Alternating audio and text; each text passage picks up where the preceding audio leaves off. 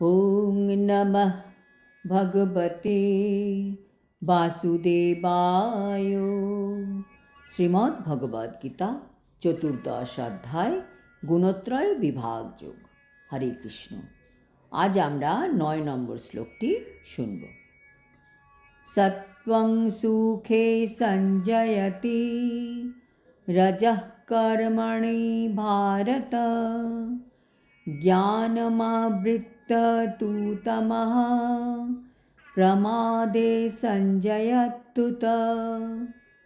অনুবাদ: হে ভারত, এটি বলা হয় যে সত্ত্বগুণ জীবকে সুখে আবদ্ধ করে, আর রজগুণ জীবকে সকাম কর্মে আবদ্ধ করে, আর তমগুণ প্রমাদে আবদ্ধ করে।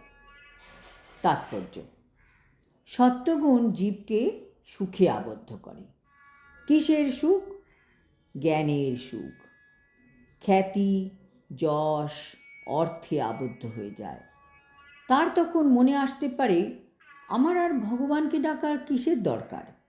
আমি তো এত নামী ব্যক্তি, আমার কত নাম ডাক, আমাকে কত লোক সম্মান করে, আমাকে কত লোক ভালোবাসে। পরের জীবনে যদি জন্ম হয় তো হবে, আবার আমি এরকম নাম করব, পয়সা কামাবো, এইরকমই সুখের জীবন হবে আমার। তাই তারা যে এত খ্যাতি পায়, যশ পায়, তার দ্বারা আসক্ত হয়ে পড়ে। সে মনে করে ভগবানকে বারবার ডাকার দরকার নেই, আর মুক্তি পাওয়ারই বা কিসের প্রয়োজন? বারবার এই রকম জন্মই তো ভালো, লেখাপড়া করে খ্যাতি অর্জন করে সুন্দর জীবনযাপন করব। এই আসক্তি থেকে নিজেও বেরোতে চায় না বা বেরোতে পারেও না।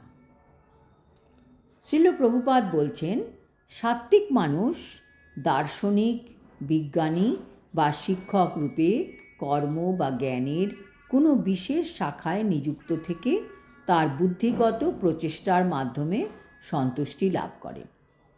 আর রজগুণের দ্বারা প্রভাবিত সকাম কর্মে লিপ্ত মানুষ যতটা সম্ভব সম্পদ আহরণ করেন এবং সৎকার্যে অর্থ ব্যয় করেন। তিনি কখনো কখনো হাসপাতাল খোলার চেষ্টা করেন এবং দাতব্য প্রতিষ্ঠান আদিতে দান করেন। এগুলি রজগুণের লক্ষণ। আর তমগুণের মানুষ সব থেকে নিম্ন স্তরে থাকে। সে শুধু আলস্য, আরাম, যত রকম বাজে গুণ দ্বারা আবদ্ধ হয়ে থাকে। তাদের তমগুণ তাদের জ্ঞানকে আচ্ছাদিত করে রাখে।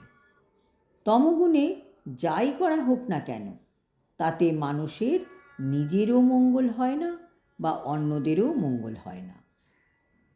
এই 3টি গুণই মানুষের জন্য ভালো নয়। একটি সোনার শিকল, একটি রূপার শিকল এবং আরেকটি লোহার শিকল। এই 3টি শিকলই মানুষকে বদ্ধ করে রাখে। আমরা যে শিকল দিয়েই বাঁধা থাকি, আমরা কি মুক্ত? আমরা হচ্ছি বদ্ধ। আমাদের অ্যাকচুয়ালি 3টে গুণের ঊর্ধ্বে উঠতে হবে। কোনোটাই আমাদের জন্য ভালো নয়। আজ এই পর্যন্ত। আগামী শ্লোকে আমরা জানব কিভাবে এক এক সময় এক একটি গুণ অন্য গুণকে ডমিনেট করে। হরি ওম তৎসৎ। হরে কৃষ্ণ।